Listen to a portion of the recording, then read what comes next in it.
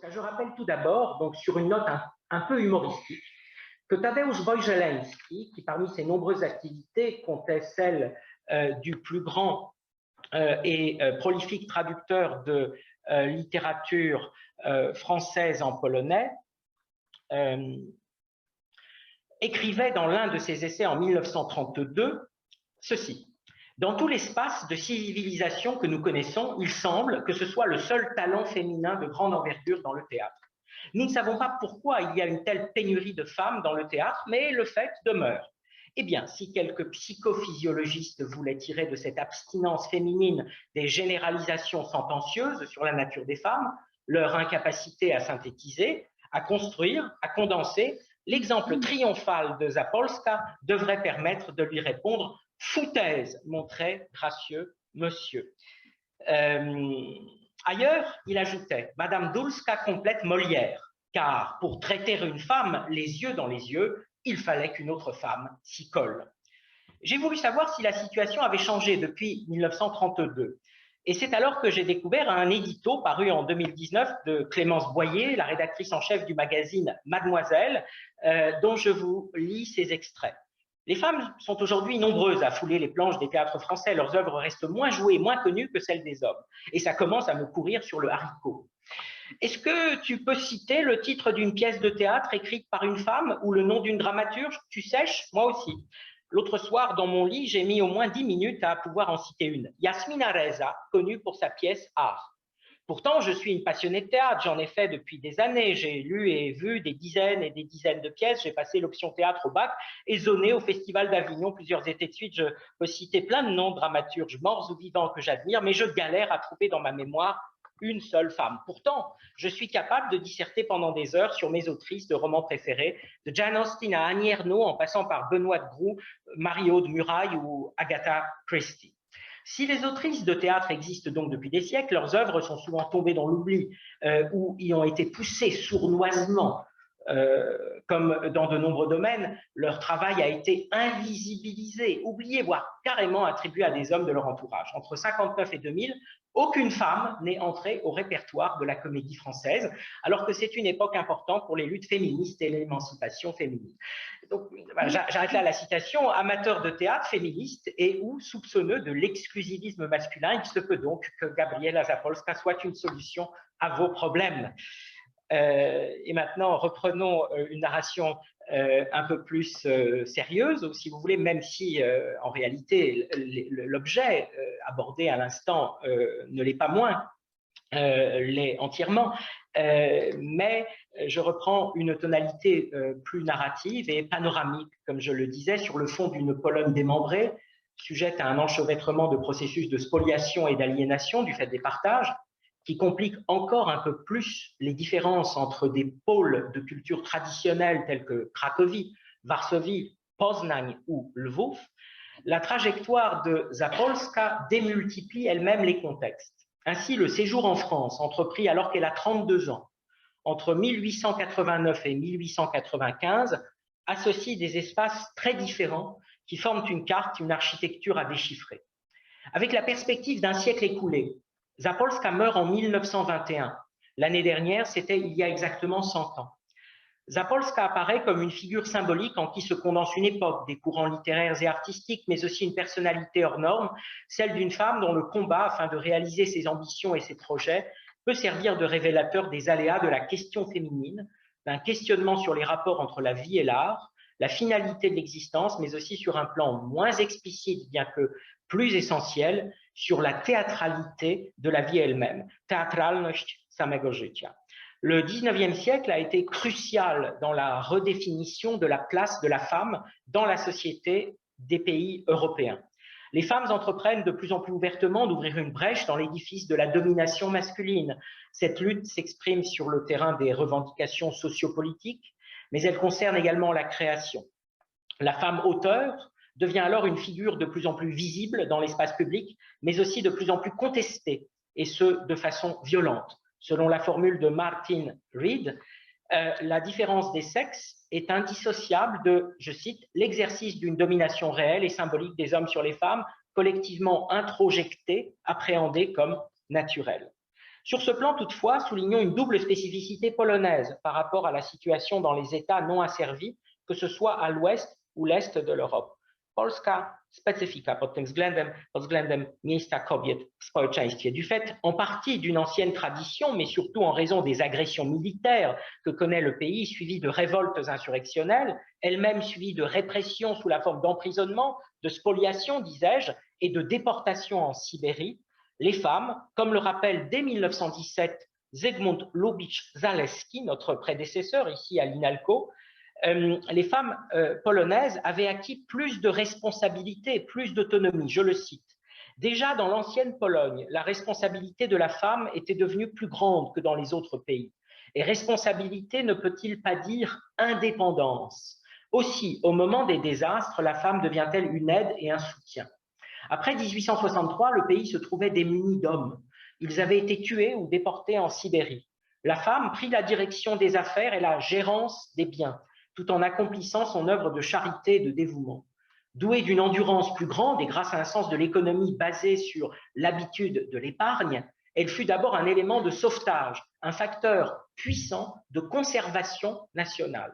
Elle sauva ainsi en Lituanie et en Ruthénie de nombreux biens et propriétés du rachat ou de la ruine. Puis, élargissant son champ d'action et diversifiant ses moyens dans le domaine intellectuel, elle entra comme facteur décisif dans le combat contre la dénationalisation. La suite est également intéressante, également du point de vue de la situation actuelle en Ukraine. Elle défendit au foyer la langue nationale et soutint la continuité de la tradition polonaise, formant grâce à une certaine faculté d'inadaptation brak umiejętności dostosowywania się do panujących, narzuconych warunków, un élément puissant de résistance. Ce fut elle qui, en fondant les écoles, monopolisa l'enseignement des jeunes filles pour les protéger du contact de l'école russe. Fin de citation. Bien que non exempte d'une certaine idéalisation, cette vision n'en demeure pas moins conforme à la réalité. En outre, les femmes ont été abondamment, et je me sers en bon contemporain que je suis du pluriel, les femmes, je ne dis pas la femme, les femmes ont été abondamment célébrées sous la plume du grand romantique Adam Mickiewicz, et ce, dès les années 1820, antérieures aux insurrections de 1830-63, non seulement à travers la figure de la mère polonaise, mais aussi par l'octroi de qualités guerrières qui lui valent une supériorité à la fois morale et tactique sur les hommes, comme dans le récit poétique Grażyna ou dans les ballades et romances où les Świtejanki, femmes des profondeurs lacustres, sont des défenseurs de la patrie menacée, les gardiennes de la mémoire et des facultés poétiques. De plus, la spécificité polonaise s'exprime sur le terrain de la création, avec l'apparition de figures littéraires de premier plan qui se hissent à un rang absolument égal à celui des hommes, y compris, et c'est important de le souligner, sur le plan du capital symbolique, sur le plan de la réception. Eliza Orzeszkowa, romancière et intellectuelle de premier plan, et Maria Konopnicka, poétesse et auteure de nouvelles, sous ce rapport, Gabriela Zapolska poursuit le chemin tracé par ces deux devancières il y a un peu moins de 40 ans d'écart entre elles, mais en le déplaçant sur d'autres terrains et en abordant d'autres enjeux. Inne wyzwania, inne obszary. 40 lat później. Elle-même est née dans les confins polonais en Wolynie, à Podhajce, près de Łódź. Son père, Vincent Piotrowski, est un propriétaire terrien aisé. Sa mère, Józefa Karska, est une danseuse du corps de ballet à Varsovie. Zapolska ne réalise pas le schéma associé aux femmes polonaises par Lubitsch-Zaleski. Elle ne fait pas fructifier les biens familiaux, mais transporte en effet le terrain de la lutte vers d'autres horizons. Toutefois, lorsqu'elle rentre de Paris en 1895, elle apporte avec elle une importante collection de peintures, des œuvres de Gauguin, Van Gogh, Pissarro, Ranzon, Vuillard, Maurice Denis, Millet, des sculptures et j'en passe. La littérature polonaise en France est très mal présente, je veux dire structurellement. Nous manquons cruellement d'éditions prenant en compte les classiques. Le chef-d'œuvre de la littérature romanesque du XIXe siècle, une œuvre aussi importante qu'Anna Karénine ou l'éducation sentimentale, La poupée de Bolesław Prus, l'Alka, n'est toujours pas disponible. Il n'est donc pas exclu qu'un sursaut se produise grâce à des auteurs femmes. Et si Gabriela Zapolska est un jour publiée en Pléiade, cela pourrait donner une impulsion salutaire à ces changements que nous appelons de nos voeux. Zapolska affirme son identité et ses droits en tant que femme par le choix d'une vie itinérante et autonome. Avant le séjour français, elle joue sur les scènes éparpillées dans les tronçons de la Pologne partagée, Ensuite, après une période cracovienne, elle s'installe à Lviv. Dans la mesure du possible, elle s'efforce de vivre de sa plume. Ce choix transparaît dans celui du nom, dans celui d'un nom, Zapolska, un pseudonyme, expression du rejet du nom marital, celui du premier mari, Śnieżnobłocki, du second, Janorski, mais aussi paternel, Korwin-Piotrowski. Et voici, pour finir, quelques données à propos de la réception de son œuvre. Pendant longtemps, un certain point de vue s'était cristallisé, dont on retrouve l'expression dans l'ouvrage de Henryk Markiewicz, Positivisme, élément constitutif d'une série de manuels d'histoire de la littérature en Pologne, où chaque volume est dédié à l'étude sous forme de synthèse de ce qu'on appelle une époque dans le développement de la littérature et des arts. Cette série, faisant autorité, est publiée par l'Institut d'études littéraires, IBL, et l'Académie polonaise des sciences, PAN. Traditionnellement, l'histoire littéraire identifie ainsi des sommets: le cycle de nouvelles, le bestiaire humain, le roman, un amour saisonnier, et bien sûr une tragifarce ayant le statut d'une œuvre classique du théâtre polonais, La morale de Madame Dulska. Chez Zapolska, on avait coutume de souligner la perspicacité dans l'observation des mœurs bourgeoises à travers la vie familiale et érotique, ainsi qu'une sensibilité jugée un peu trop à fleur de peau à la misère humaine, en particulier celle des femmes issues de couches sociales défavorisées et qui sont sujettes à des formes de dégénérescence morale et physique. À cette panoplie appartiennent également le traitement biologique et social de l'éternel combat entre les sexes et le point de vue naturaliste considérant l'hérédité comme un facteur déterminant dans la constitution du caractère et des individus. L'histoire littéraire avait pris l'habitude de considérer que la veine satirique et les talents d'avocat de Zapolska à l'égard des défavorisés s'exposent aux reproches d'excès pour la première et de céder à une forme d'exaltation pour les seconds. Ça, c'est l'approche, disons, traditionnelle, classique. Au cours des 30 dernières années, l'œuvre de Zapolska suscite un intérêt continu et fait l'objet de multiples travaux de recherche qui émanent de la part de la critique littéraire, de la critique gender ou féministe, ou tout en complétant le point de vue sociologique traditionnel, axé davantage sur les phénomènes de classe, souligne cette critique féministe la dimension féminine.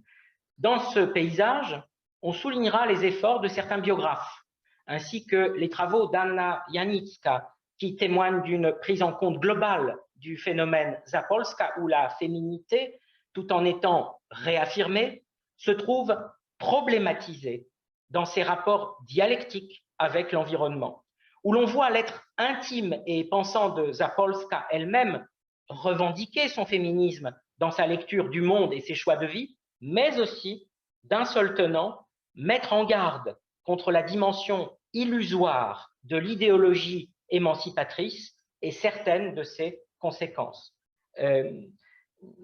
niektórych konsekwencji przyjmowania jednoznacznie pewnych haseł. En ce qui concerne la présence de Zapolska en France, le rôle de spiritus movens ainsi que la palme de chercheuse engagée et active revient sans conteste à Elżbieta Koślacz, que nous avons le plaisir d'avoir avec nous aujourd'hui et que vous allez tout de suite bientôt entendre, aidée dans sa traduction des textes par Arturo Neville alias Laurent Virol. Voilà, c'est tout pour ce qui est de ce panorama qui était nécessaire parce que présence-absence de l'œuvre, effectivement, je rappelle, c'est effectivement un scandale et c'est en prenant en compte ce scandale que j'ai préparé cette introduction. La morale de Madame Dulska n'a jamais été représentée, jouée sur les scènes françaises.